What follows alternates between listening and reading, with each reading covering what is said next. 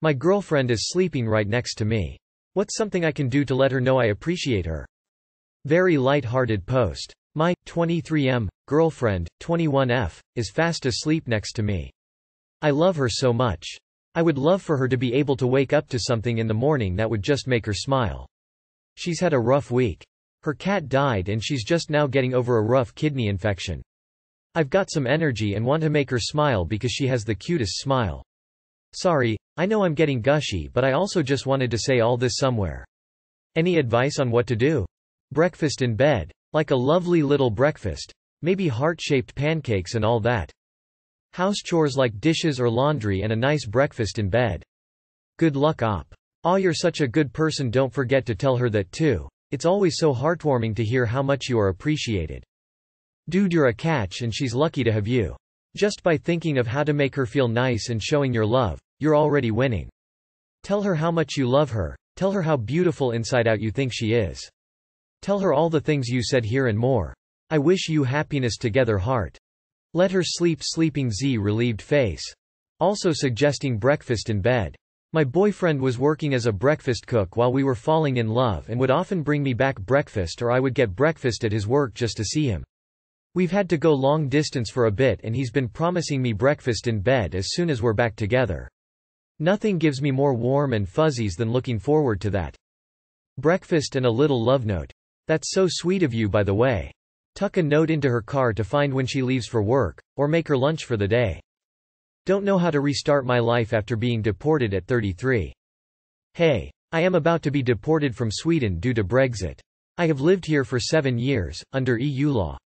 However, Sweden threw some extra requirements for Brits that wanted long-term residency, and thus I have to leave. I have had a long goodbye with my girlfriend and friends. It hurts so fucking much. However, I am now faced with the prospect of restarting my life at 33 years old. My entire life has been in Sweden, and thus this is terrifying for me. I have no friends back in the UK. No job. No credit history. Nothing. How the fuck do I get through this? Sounds like you should get an immigration attorney in Sweden to evaluate your options.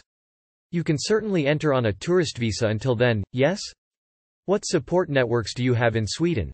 And there is absolutely no way you can go back to Britain for a while and then return after COVID.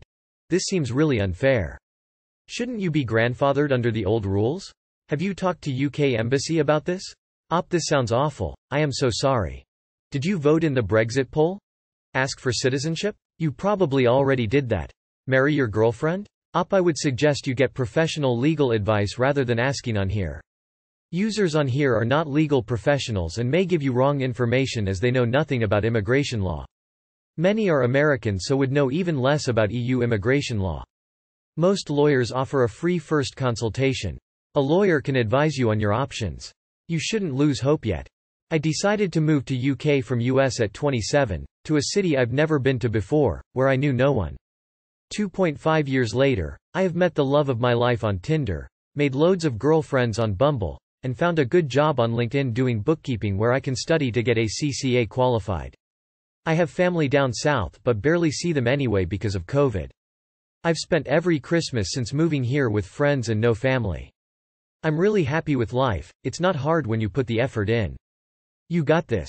I feel your pain, but 7 years is hardly your entire life unless I'm missing something. Better to be kicked off to Britain than a super poor country where the average wage is $100 US a month. You'll be all right. Sweden threw some extra requirements for Brits that wanted long-term residency, and thus I have to leave. Why weren't you able to meet these requirements? What were the ones you couldn't meet? Update on my last post here. If you are not aware. Hello all. I really appreciate mostly every comment I received and message. I'd like to say, don't threaten random people on the internet, it's childish. I promised an update and here it is. I had spoken to Sam the day after I uploaded the post, and long story short, she had said how she loved the idea of a little her running around. I had told her that what she did was disgusting and she agreed. The reason she came out BC wasn't because of any health issues that some of you assumed. It was in fact because I wanted a baby. She did not want to be mid-40s with a baby. Yes, the baby is mine. She had said, I'm not asking you to be there for it, although I'd like you to be. I replied with, it's not the baby's fault you trapped me. I am going to be there for SED child. But me and you are completely over. Sam did not like that, and is still messaging me. Trying to call me and messaging saying, "I love you. Please, we can be the perfect couple with a perfect baby." To me, this is unnatural and possible mentally unstable in some form. Sam's parents assured me they respected whatever decision I had made, but I told them, regardless of what your daughter has done, that child will grow up with a father. The doctors are extremely busy currently, so I made her do a pregnancy test which I bought and it was positive. I don't know what more to add, but this is the gist. And other questions, I'll do my best to answer in the comments. Thanks to everyone's comments and sympathy. I really do appreciate it. You have no idea how much you guys helped me in that moment. Buddy, still get the paternity test done. Your relationship with this girl is over by her own hands. I don't think she's cheated, but you need to cross all your T's and dot all I's. As a side note, this behavior would only get worse if you stayed with her. Please do not take her back. You seem pretty solid on that right now, which is good, but if you ever falter, just remind yourself she made a life-altering choice with only her needs in mind. That's not someone who you can trust to be a good partner. Stay strong and hang in there. Perfect couple, how? She's delusional. Like Looney Tunes levels of outside reality. Damn dude, you got raped. Absolutely talk to a lawyer for a custody agreement as well. Don't trust a verbal agreement. Get absolutely everything in writing. Read the first post, and after reading this one I do want to say firstly I am so sorry you are going through this. Also that it does seem like she could have some mental issues, and beware of that. She still thinks there's a chance you two can work out, and once she finally realizes that, she very well may go nuts and try to sabotage any relationship you have in the future as well as harass you. It also seems like she's obsessed with you as well, and I fear it could get worse. Best of luck with everything. So you're not gonna take a paternity test? I'd highly advise you to do so. Well, you are tied to a crazy woman for life. How do I talk to my son about his biological mother? I was less than 16 when my son, now 10, was born. His conception was not consensual. She, his biological mother, was in a position of trust over me, and she took advantage of that. She is not going to see the outside of a cell until my son is an adult. I will leave it at that for privacy's sake, but you can fill in the gaps. It has taken many, many years of therapy for me to even come close to being able to speak about this with anyone in my life. Because of that, I've always sort of dodged the question when my son asked. Stupid, I know. It was easy when he was a kid and I could just pull the "all families are different" card, but now he's old enough that he knows who she is and kind of understands what she did. He has a lot of questions. And he really does deserve answers. But I don't know how to answer them. How do I go about talking about this without seriously upsetting, traumatizing him, or triggering me? Get yourself a good child, family therapist, and figure this one out with them. Teen dad here with a fucked up ex also. Therapy pulled me and my son out of a lot of difficult moments. Your biological mother hurt me a lot. It was extremely difficult for me to cope with, and it took me years to be able to talk about it at all. I want to answer your questions. I think it's important you have the answers you want. But it is very difficult for me. I'm worried I will say the wrong thing. Or that one of us will get upset. So I think we would be better talking about your questions when we are in therapy together. How about you write down the questions so you don't forget any when we get to therapy? We can also schedule some extra therapy sessions if you want, so we have extra time to answer your questions. Then call the therapist and let them know.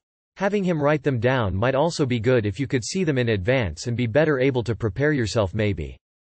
Only answer his direct questions. Don't answer anything he isn't asking.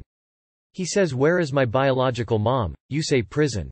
That's it. He asks why. You say she broke the law. He asks how you broke the law. You say she was an adult and you were a minor, and that's the law. I would avoid editorializing the situation.